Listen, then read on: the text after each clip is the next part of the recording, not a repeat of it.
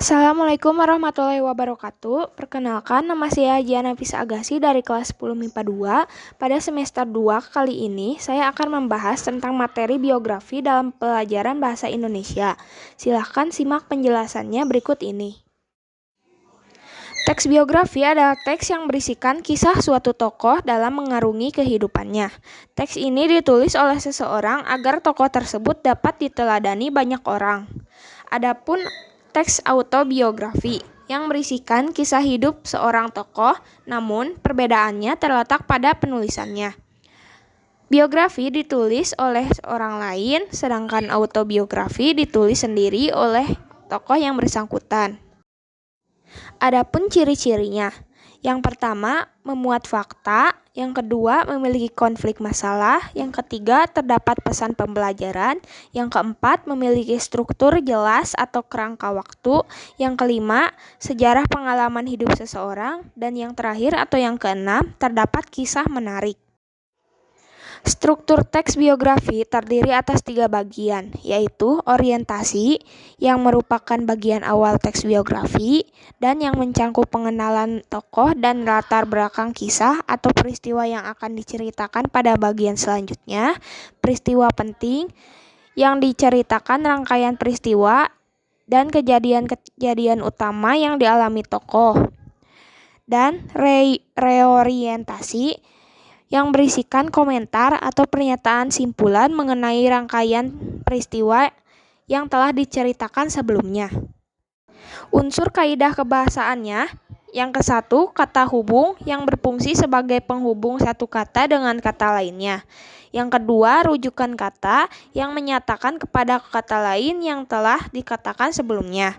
Yang ketiga kejadian, waktu, dan tempat. Kata yang memiliki fungsi untuk memperlihatkan kejadian waktu dan tempat yang telah dialami. Dan yang terakhir adalah kata kerja. Kata kerja terdapat 2 bagian, yaitu kata kerja berlandaskan bentuk dan kata kerja berlandaskan berimbuhan.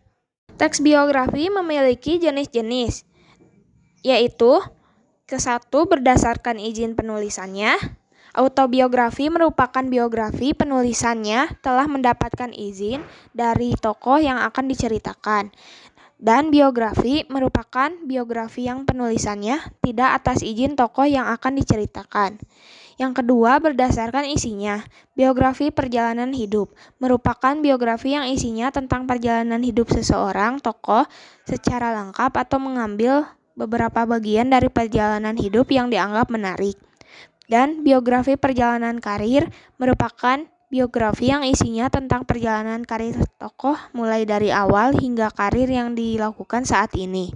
Dan yang ketiga, berdasarkan masalah yang dibahas. Biografi politik merupakan biografi yang isinya tentang kisah hidup tokoh suatu negara dilihat dari suatu sudut pandang fisik.